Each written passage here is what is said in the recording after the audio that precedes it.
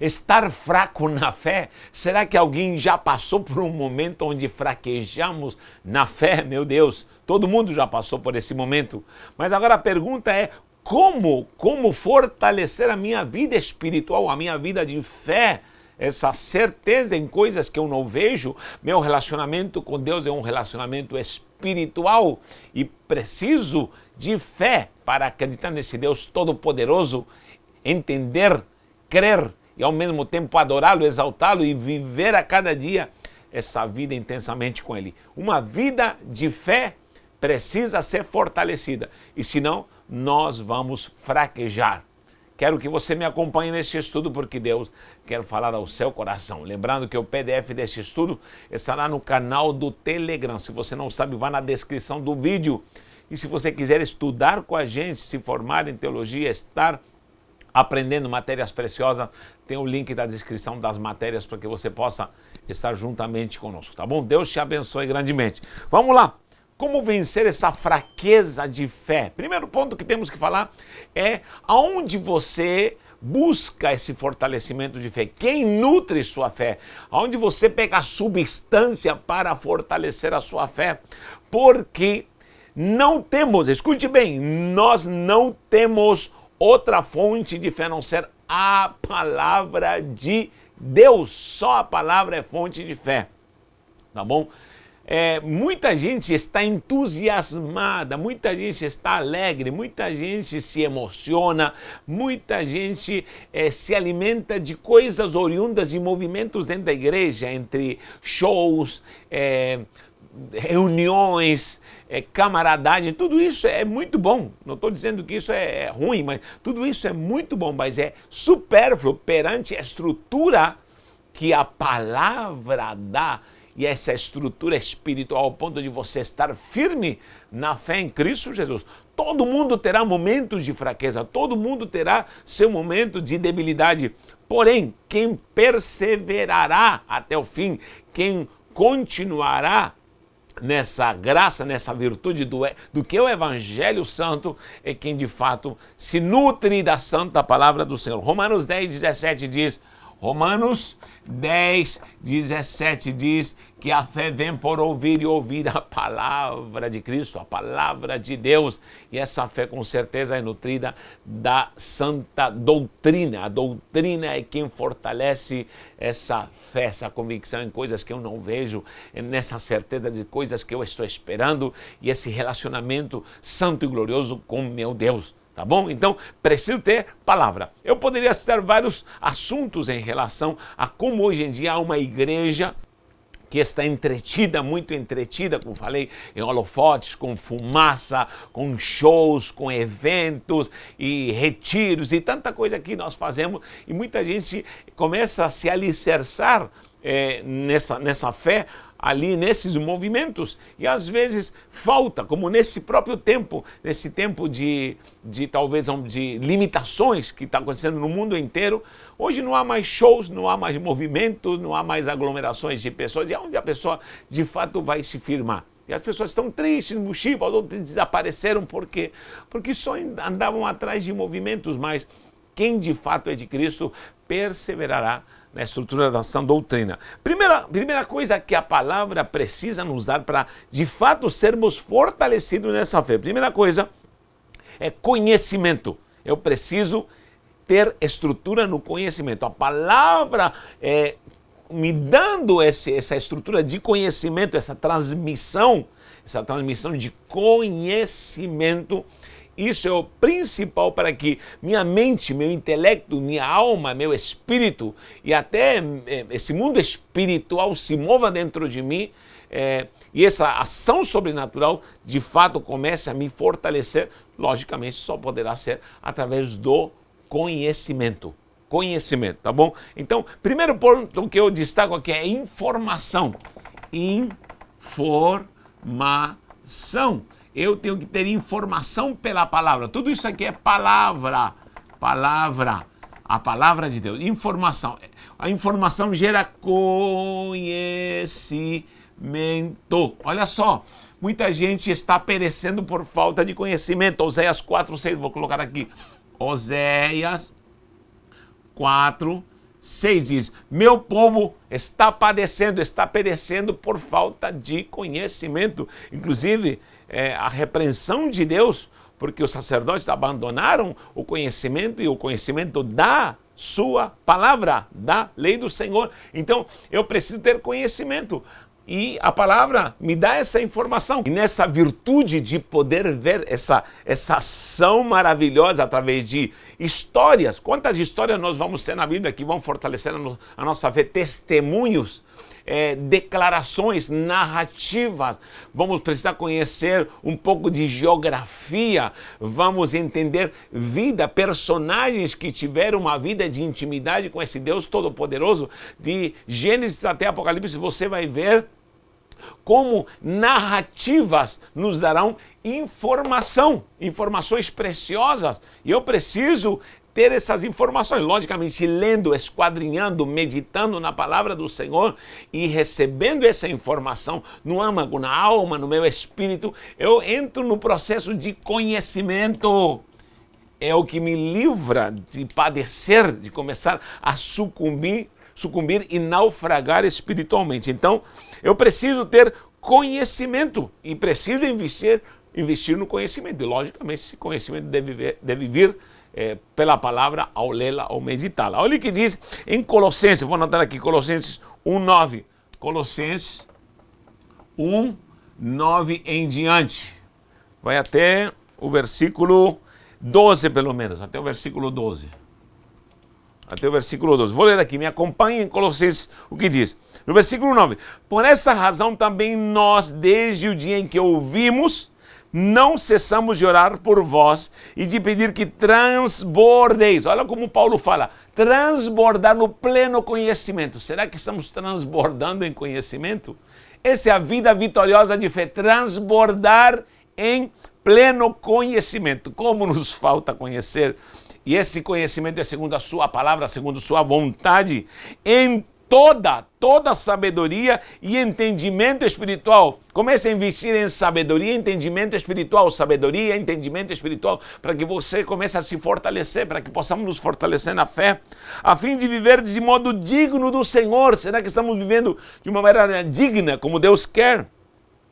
Para o seu inteiro agrado, frutificando em toda boa obra, crescendo no pleno conhecimento de Deus. Novamente o termo pleno conhecimento de Deus, sendo fortalecidos com todo poder segundo a força da sua glória, em toda perseverança, longanimidade e alegria, dando graças ao Pai, que vos fez idôneos à parte que vos cabe da herança dos santos da luz. Olha que palavra maravilhosa, gente!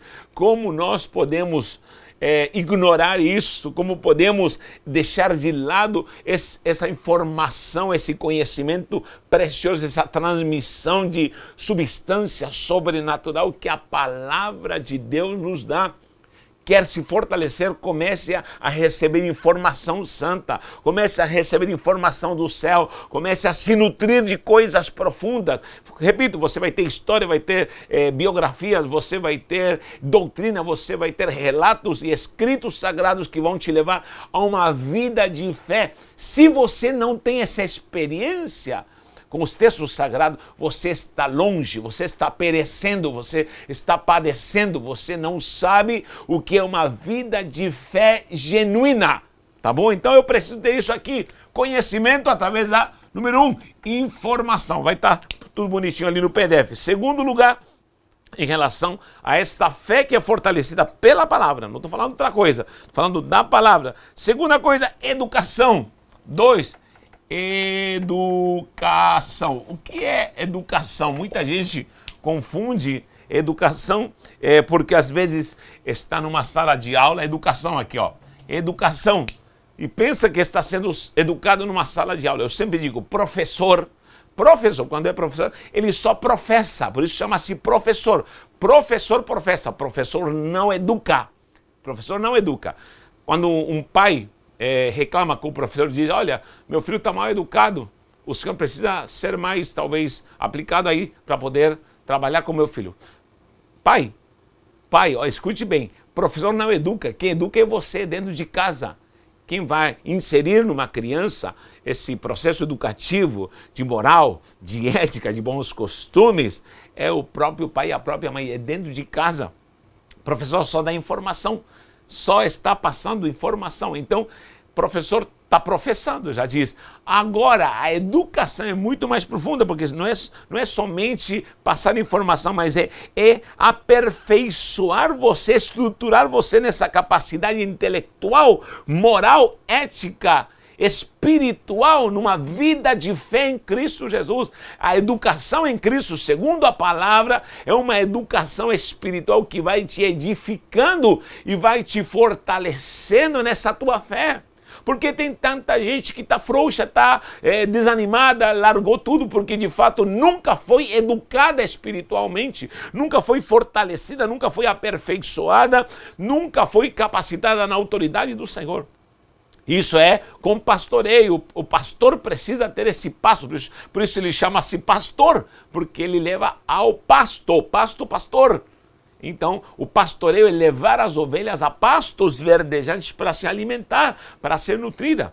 Hoje em dia, olha, escute bem, muita gente tem me criticado com o que eu tenho falado, mas nós vemos muito treinamento hoje, já viu isso? Treinamento, coaching, entrou dentro da igreja, pastores me dizem, eu posso pregar coaching na igreja? Eu posso pregar treinamento de liderança na igreja? Você pode, você que sabe, não é o que você pode pregar, o que você vai pregar, é o que você está deixando de pregar. Esse é o problema, o que você está deixando de pregar. Vai vir esses treinamentos, coach, tantas modalidades. O problema, ao implantar tudo isso, o que estamos deixando de pregar? E eu já vi, eu te falo, por exemplo, já vi muito pastor se esquecendo de princípios, de marcos que não deveriam ser removidos, de essência do evangelho genuíno, e se deu muito mal. E eu vou lhe falar quantas vezes entrei nessas modalidades de treinamento. Primeira coisa, a igreja não precisa de líderes, não, Senhor. Jesus falou, ide fazei discípulos, nunca disse, ide forme líderes, não, Senhor.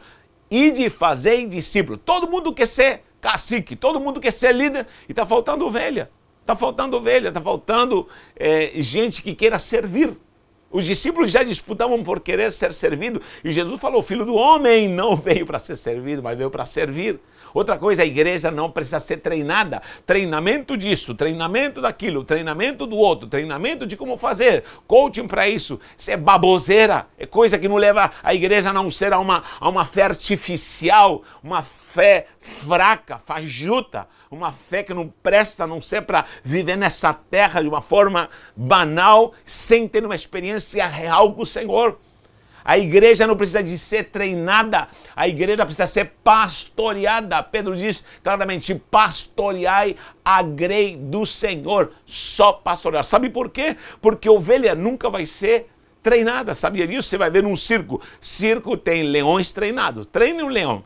Treine, até um cachorro você vai treinar, girafa pode treinar, hipopótamo pode treinar, macaco pode treinar, tem até, dizem por aí, circo das pulgas treinadas, meu Deus, misericórdia, mas olha, qualquer animal pode ser treinado, mas a ovelha não tem capacidade de ser treinada, você nunca vai ver o circo das ovelhas, nunca, sabe por quê? Porque ovelha precisa ser apacentada, pastoreada, guiada. Por que Jesus nos chama de ovelha? Porque a ovelha é um animal dependente 100% até o último dia da sua vida. Não é um animal autossuficiente que faz malabares, é treinado e faz por si só e se acha autossuficiente. Não, Senhor, a ovelha é dependente do pastor, a ovelha é dependente do pasto verdejante. Isso que está faltando na igreja, conhecimento da palavra, conhecimento com essa base santa, gloriosa da doutrina de Cristo.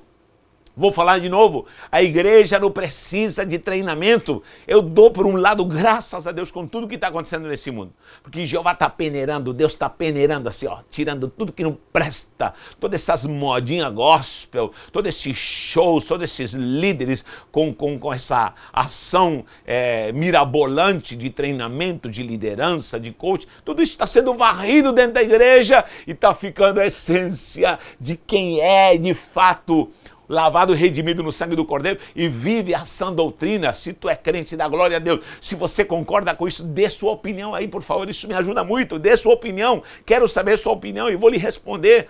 Tendo um pouquinho de tempo, eu lhe respondo e mando um abraço para você em nome de Jesus. Mas por favor, fale alguma coisa. se você assiste este vídeo em nome de Jesus, se você quer ser treinado por aí, vai lá, o problema é teu. Agora, se você quer pastoreio, se você quer pasto, se você quer a essência da palavra, creia que Deus vai te edificar. Olha o que diz Efésios 4, vamos para Efésios 4. Eu amo Efésios 4, como eu amo Efésios 4. Vou ler aqui Efésios 4. Olha o que diz em relação ao porquê da igreja, ela precisa dessa educação, desse aperfeiçoamento. Vou colocar aqui educação, aperfeiçoamento, aperfeiçoamento. Você vai não ser treinado, você vai ser aperfeiçoado. Você sabia que muita gente está bem treinada, mas não presta? Tem muita gente muito bem treinada, mas é um sem vergonha, safado, pilantra, desculpe a palavra. Tem muita gente que é linda no treinamento, nota 10 no treinamento, porém abandonou o primeiro amor. Você sabia o que o próprio Jesus falou para esses pastores das igrejas da Ásia? Parabéns, está indo muito bem, está bem treinado, mas olha, se esqueceu da essência, do principal. Isso aí não vale diante do Senhor. Olha o que diz Efésios capítulo 4:12. Efésios 4:12. Você vai ver aqui algo importantíssimo. Olha, diz, com vistas para o aperfeiçoamento dos santos. Meu Deus, você já é santo, você já aceitou a Jesus, você já foi lavado e redimido, pronto, você é santo. Você é regenerado não pelos seus méritos, mas porque Cristo morreu, Ele assumiu o teu pecado, assumiu minha culpa, assumiu a condenação, assumiu a ira de Deus, tudo veio para Ele, Ele nos deu a santificação. Sou santo pela misericórdia do Senhor, aleluia. Graças a Deus. Então, sou santo, só que o santo precisa ser aperfeiçoado. Não é porque eu sou santo, eu dou glória a Deus, uma vez salvo, salvo para sempre. Não, você tem que ser aperfeiçoado. E nesse aperfeiçoamento dos santos, para quê? Para um desempenho do serviço para a edificação do corpo de Cristo. Eu estou crescendo para edificar o corpo de Cristo. Eu não trabalho para minha denominação, eu não trabalho para movimentos, eu não trabalho para promover tal, eu não trabalho para isso, para aquilo outro, eu trabalho para a edificação do corpo de Cristo Jesus. Se você não trabalha em prol do corpo de Cristo, você está fora do que é o genuíno evangelho e do que é ser igreja do Senhor edificada na fé, segundo esta santa palavra. Então creia nisso, e você precisa ser trabalhado. Outra coisa importante aqui nessa educação é disciplina. Disciplina.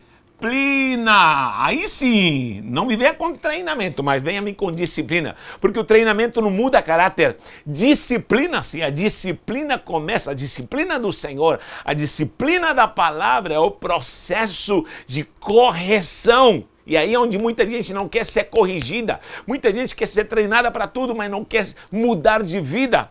E não adianta, querido, não adianta. Deus me deu uma frase na madrugada e sempre queremos algo novo de Deus. E muitas vezes estamos pedindo algo novo de Deus. Escute bem isso, estamos pedindo algo novo de Deus. Deus me disse, o problema do crente não é estar travado com aquilo, talvez por não conhecer algo novo de Deus. Estamos, parece que, dependendo de algo novo, mas o problema é o que já recebemos, o que nos trava, o que nos detém, os que nos mantém às vezes confinados, é o que já conhecemos de Deus e não aplicamos de uma maneira suficiente, e não praticamos de uma maneira suficiente. Eu vou falar sobre a aplicação, e isso precisa ser tratado, porque através da disciplina eu sou corrigido. 2 Timóteo 3,16, o que diz? Que toda palavra inspirada por Deus é apta para corrigir, redarguir. Esse redarguir é quando ela me toca de fato. Eu estou sendo tocado, ela me move. Eu estou sendo corrigido para me ensinar e me instruir em justiça. Leia lá. 2 Timóteo 3,16. Eu preciso viver isso, ser corrigido. Leia o livro de Provérbios. Meu Deus, você vai ver o que é correção, o que é disciplina. E ainda diz, o filho tolo despreza a correção do pai. O filho tolo despreza a correção do pai. Provérbios 3, vou ler aqui, 11 e 12. Vamos ler rapidinho aqui, essa passagem que é maravilhosa. Diz assim, filho meu, Não rejeites a disciplina do Senhor. É aí que está, muita gente vê disciplina como algo punitivo. Disciplina é a ação de Deus transformando o meu caráter, transformando esse Natanael ruim, que tem que morrer todo dia, que quer se levantar e Deus o mata com a disciplina. Nem te enfades da sua repreensão, porque o Senhor repreende ao que ama, assim como o pai ao filho a quem ele quer o bem.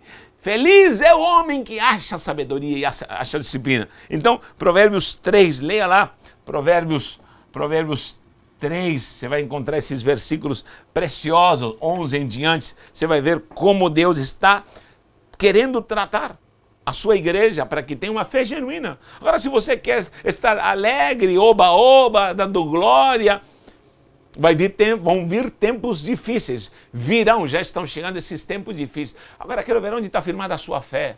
Onde está firmada a sua fé? Ela é genuína? Ela é uma fé fortificada? É uma fé morta que se desvanece por qualquer coisa, que nem obras tem, nem prática tem? Então eu preciso viver isso para a glória do Senhor Jesus. Tá bom? Ponto número 3, para terminar. Meu Deus, poderíamos falar há muito tempo. Eu tenho cadernos anotados de coisas preciosas dessa ação da palavra em nossas vidas. Então você precisa a cada dia se fortalecer e ter essa palavra como tua fonte de fé. Aí vem aplicação. Aplicação. O que podemos falar assim por cima, uma pincelada. Fecha aqui. Aplicação. Agora, muito bem. Já temos a informação, conhecimento, já entrei nos mistérios da palavra de Deus, minha fé está sendo fortalecida, ela me corrigiu, vai me aperfeiçoando, vou edificando o corpo de Cristo, sou educador, educação santa, não treinamento, mas educação, pastoreio, pasto de Deus na minha vida agora. O que adianta saber tudo isso, dar glória a Deus e não aplicar? Então, aplicação pessoal. Como isso serve à minha vida? Como isso trabalha nesse item conscientização? Vou anotar aqui também. Conscientização. Conscientização. Quando minha consciência é tomada pela palavra, quando a minha mente não está mais cauterizada, e agora estou com a mente de Cristo, porque a palavra me dominou, porque a palavra está sendo aplicada à minha vida. Aí começa outra palavra aqui, prática. Prática. Eu preciso ter prática. Prática, se não pratico, não adiantou nada. Então, minha vida de fé tem sentido se vem a obra, vem a prática. Olha o que diz Tiago 1, 22 em diante, até o 25. Vamos ler Tiago 1, 22, 25. E aqui nós vemos Tiago e ele afirma que a fé, sem essa prática, sem obras, é morta. É possível ter uma fé morta? Claro que sim. Segundo Tiago, é possível falar muito de Deus, mas não adianta nada se você não vive isso de uma forma sobrenatural na prática. 1, 22 diz assim: tornai-vos, pois, praticantes da palavra e não somente ouvintes, enganando-vos a vós mesmos. Ou seja, eu vivo um engano se somente estou ouvindo e não estou praticando. Se não aplico isso à minha vida. Porque se alguém é ouvinte da palavra e não praticante, é semelhante a homem que contempla no espelho o seu rosto natural, pois assim mesmo se contempla e se retira e para logo se esquece como era a sua aparência. Mas aquele que considera atentamente na lei perfeita, lei da liberdade, e nela persevera, não sendo ouvinte negligente, mas operoso praticante, esse será bem-aventurado naquilo que ele realizar. Tá bom? Então eu preciso viver essa vida de prática. Anotei aqui, Tiago 1, 22 e 25. Então você precisa se esforçar, e aí vem a ação do Espírito Santo, o Paracletos, que estará me consolando, me guiando a toda a verdade, a ação do Espírito Santo, a própria intercessão de Cristo Jesus como meu advogado, a ação do Pai me abençoando, que coisa linda. E aí, lógico, isso vai te levar à oração. Sempre quando há uma pessoa que vive a palavra, ela vai ser direcionada à oração, que é uma dupla dinâmica.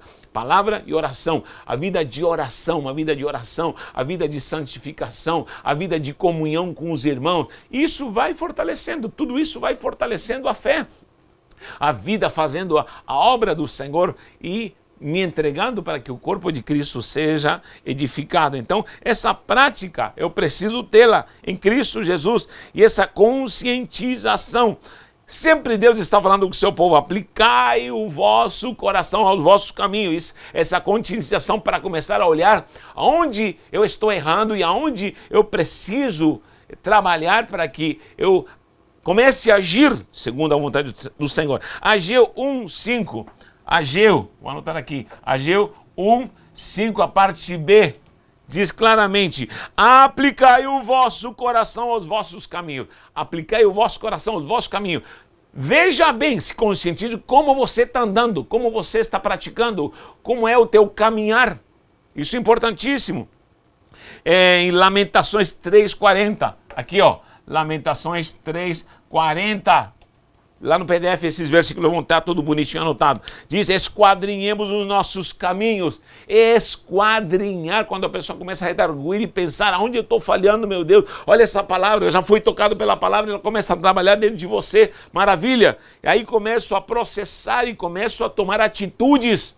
Começo a ter novos hábitos e começo a ser tratado para caminhar segundo a vontade do Senhor. Esquadrinhemos os nossos caminhos.